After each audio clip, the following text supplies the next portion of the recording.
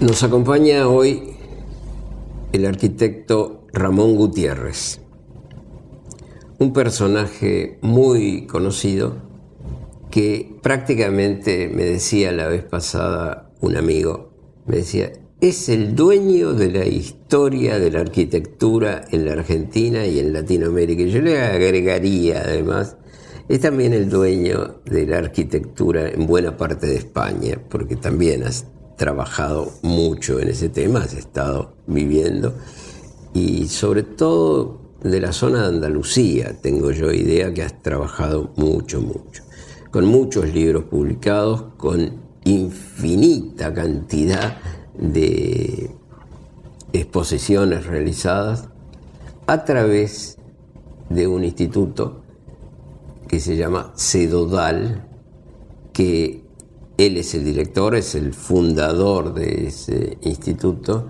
con una maravillosa y nutridísima biblioteca, también con documentos.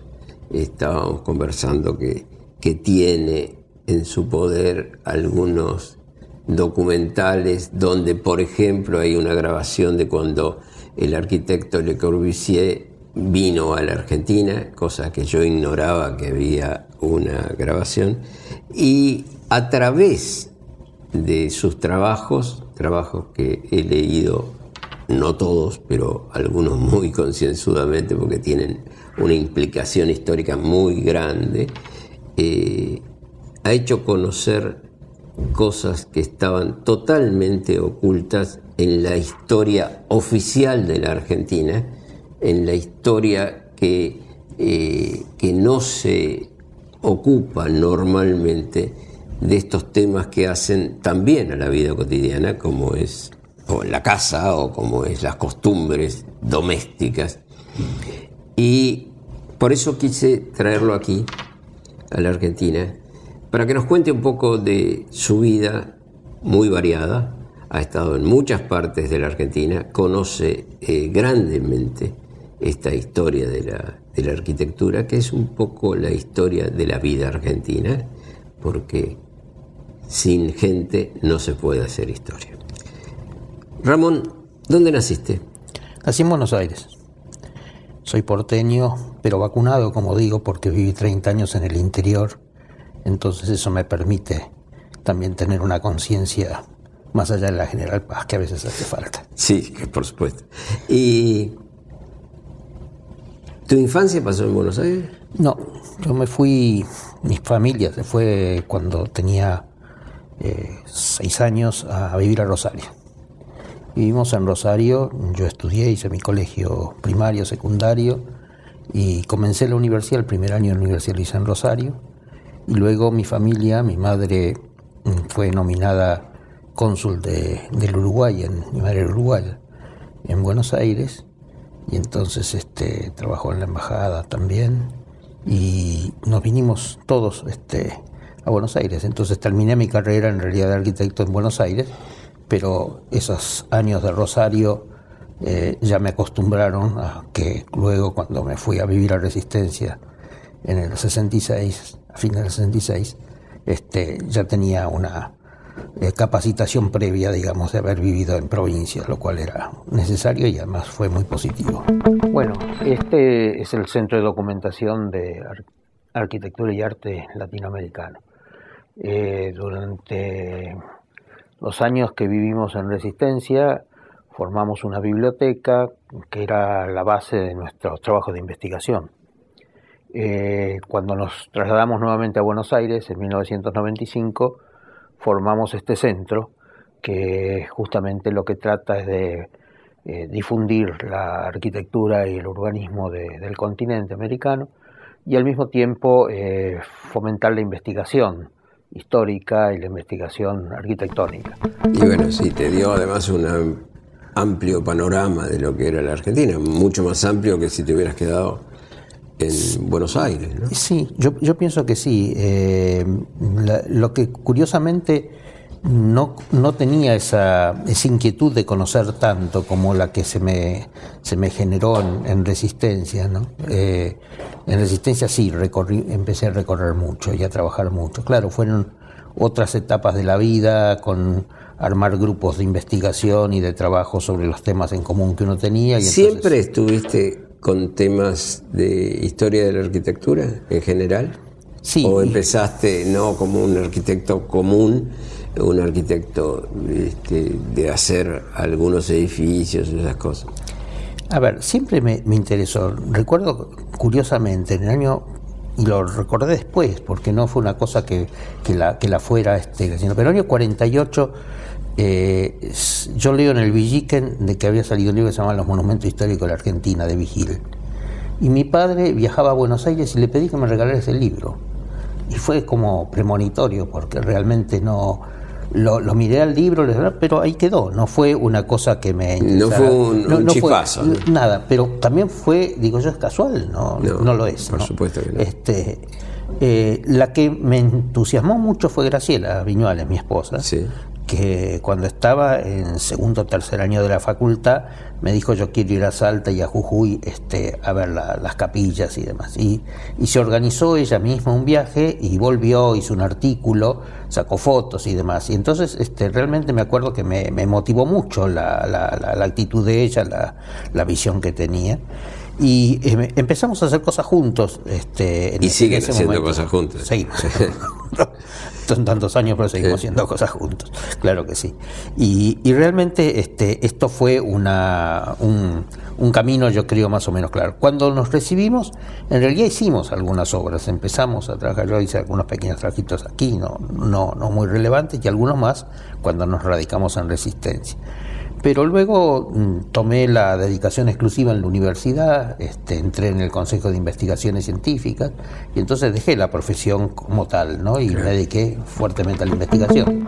Y bueno, cada sección del CEDODAL se va montando de esa manera. Aquí tenemos, por ejemplo, la parte de revistas de arquitectura. Es la colección más importante que existe de revistas de arquitectura de América Latina. Lo hemos verificado revisando los fondos bibliográficos de las grandes bibliotecas de Estados Unidos y de Europa. Sabemos, por supuesto, que en cada país puede haber más de su propio país, pero en ningún lado se encuentra desde el país de al lado. Y aquí tenemos desde Cuba, Colombia, Venezuela, Costa Rica, Perú, Brasil, revistas de todos lados que permiten estudiar algo que es muy importante. La arquitectura del siglo XX solamente se puede estudiar a través de las revistas. No hay libro que pueda reemplazar, porque ahí está no solo lo que se hizo, sino lo que se pensó hacer y no llegó a hacerse, la crítica del momento, y no solamente la crítica a través del tiempo, es decir, siempre nos da un nivel de información muy importante. ¿Hay mucha gente trabajando en investigación histórica, arquitectónica? No hay mucha, se ha desarrollado en los últimos años con el tema de patrimonio, que es un tema que ha tenido un espacio mayor. Pero realmente, ya que tocas el tema, creo que en el Consejo de Investigaciones Científicas es un área que no está cubierta como debería estarlo, ni tiene el peso ni la gravitación que debería tener.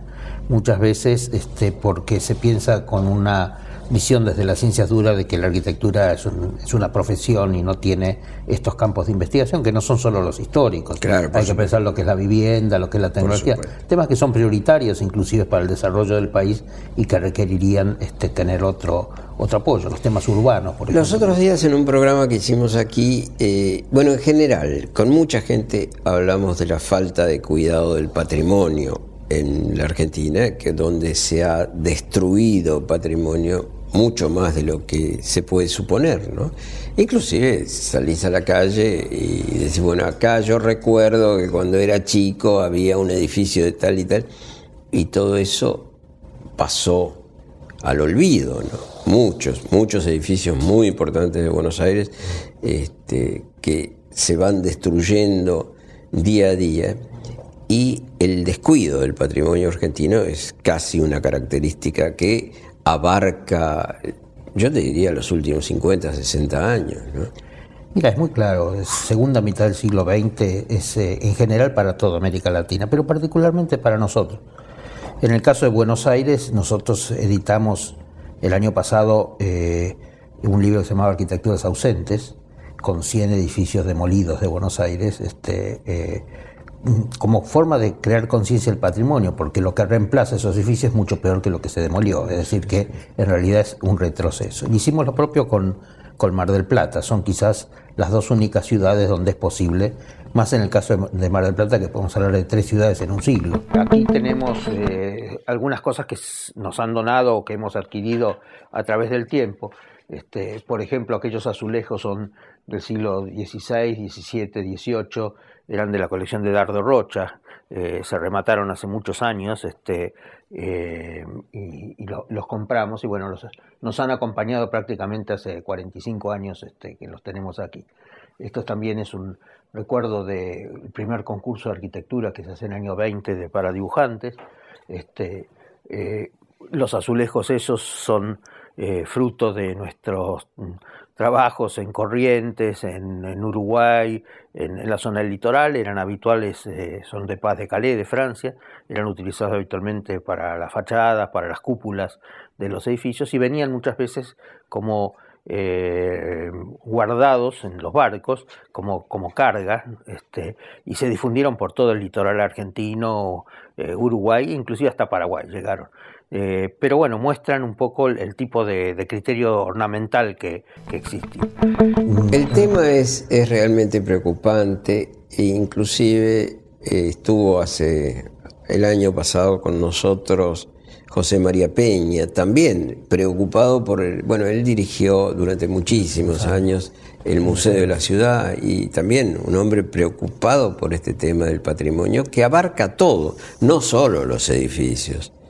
Es que el tema habría que mirarlo un poco lo que es la actitud del porteño, ¿no? Es decir, históricamente el porteño siempre ha tenido una visión de vanguardia, siempre se colocó en el futuro y el pasado le era como una carga, ¿no? Sí, nunca fue asumido eso.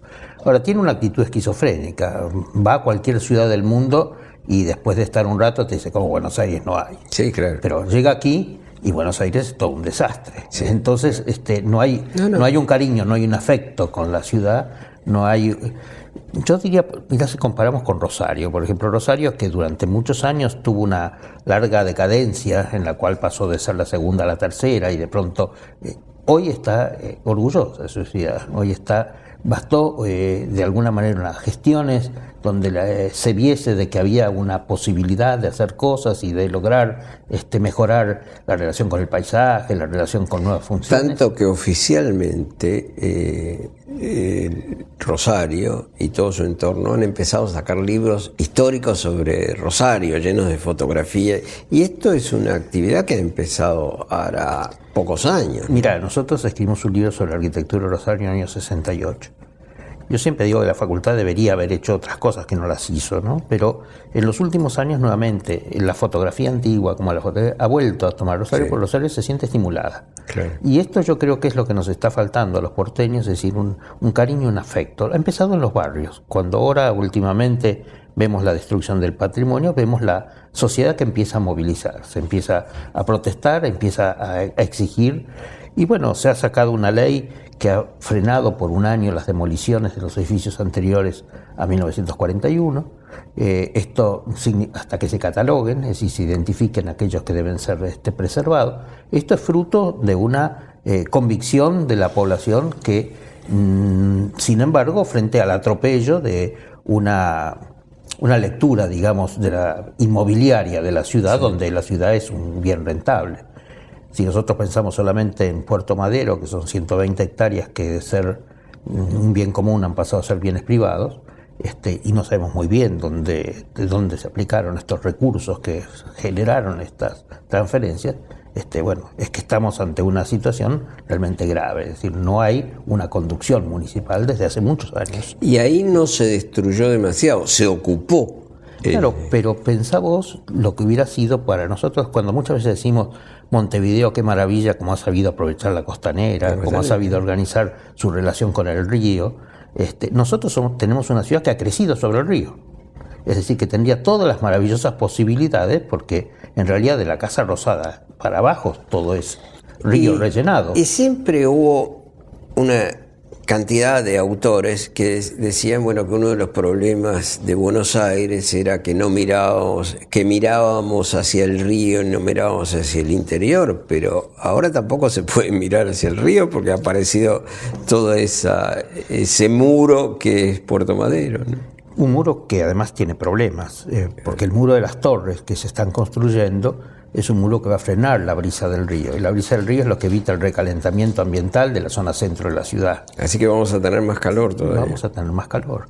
Es decir, y además vamos a tener, evidentemente, el problema de esa barrera física.